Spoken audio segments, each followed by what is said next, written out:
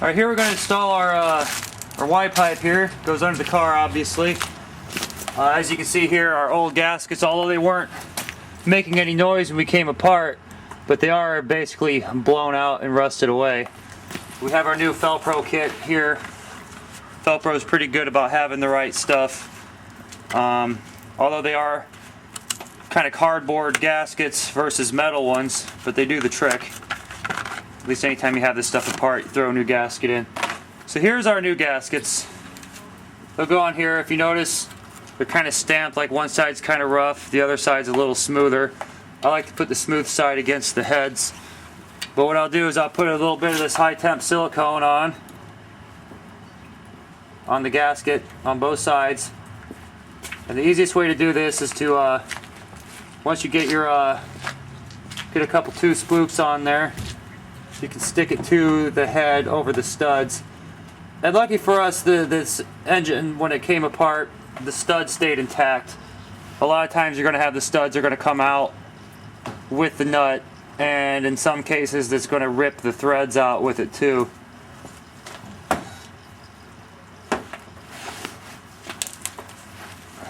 Here it is. Here's the battery tray. Right now. But this, helps ensure a good seal, especially if you have, a corroded pipe or whatnot. Moisten the gaskets. Alright, here's our exhaust port. Studs are still intact, so I'm just going to stick the gasket on there, just basically glue it to the exhaust port. That'll stay up there, and then all we need to do is slide our pipe on over that. Makes it a lot easier. Alright, our swap is basically complete. The only thing that we're incomplete right now at this point is a donut gasket and spring bolts for the exhaust pipe. But other than that, the Y pipe is connected to the engine with new gaskets and the oxygen sensors plugged in. We went around and tightened up all the clamps from last night that we missed during the middle of all that. Now we're installing a battery in here. Got fresh oil in it, and we're going to fire her up for the first time. But before we let her light off on her own, we're going to do a couple dry cranks to get the oil circulated. So what I'm going to do is I'm going to pop the coil wire. And Scott, if you want to get in there and crank her over for about 10 or 15 seconds.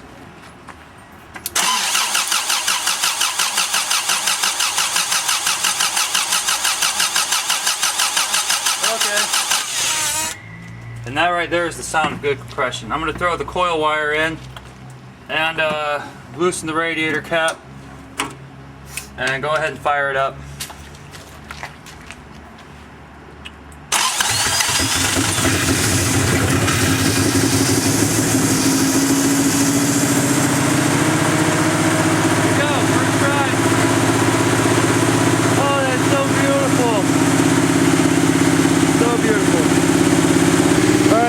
Car is running, we want to go ahead and top off the cooling system, and while we're doing that we're going to have to let it run long enough to the thermostat to open to take on all of the coolant.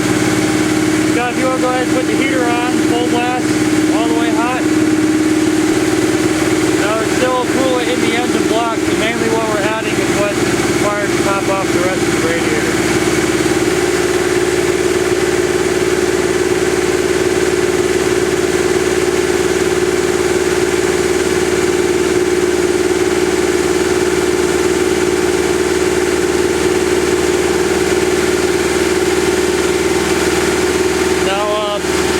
Warms up, it'll idle down a little bit, and that's where we want to keep an eye on our coolant. Sometimes flipping the throttle, holding her open at RPM will help get everything to circulate through. I don't know how well you can see in there, but there's our coolant. What we're looking for is that kind of, we're watching for air bubbles to come out, and we want to see that coolant circulating. Because if we see it circulating, we know that it's actually moving through the radiator. You can squeeze on some hoses to burp some air out. Mainly the idea is it's got to get warm enough for the thermostat to open.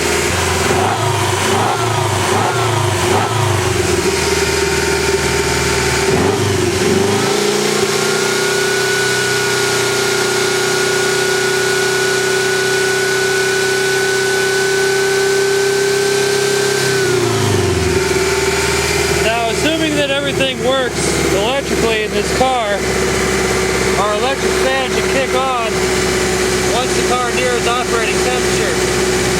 And once the thermostat opens, the air blowing from that will be warm and the radiator will be warm to the touch.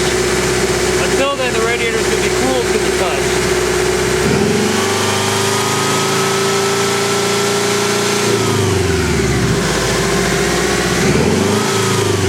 As you pull a few reps, the coolant will surge around a little bit. Once that thermostat opens, you'll probably get an air bubble and that level will drop off, and then you can add the rest of it from there.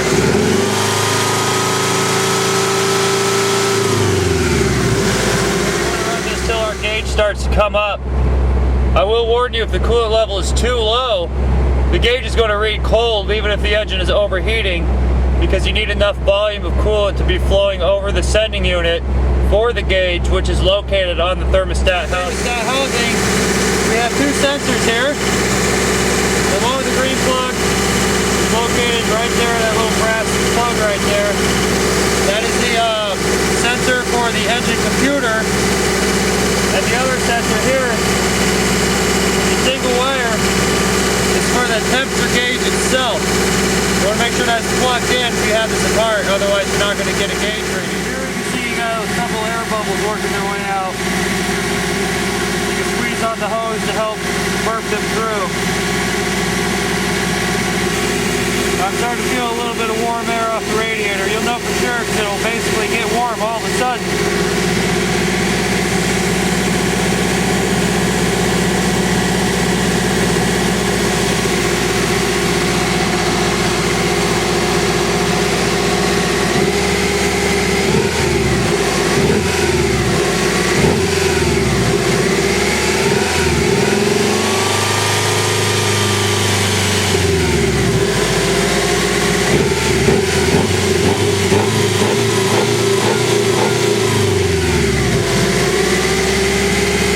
As I'm doing this, I want to feel the upper hose, feel for it to get warm. That's what we're looking for to let us know our thermostat is open. And also our electric fan, we want that to kick on too. Our motor just idled down. So obviously some sort of temperature sensor is working, letting the engine know it's cool. We did have a little bit burp out here from that. We'll see what the temperature gauge is looking like now. Alright, our thermostat is open now after, holding this thing at a good 3,000 RPM for the last 20 minutes. But now the thermostat's open, here comes all of our air bubbles. Where are we at? Let's get another one there. Where are you going?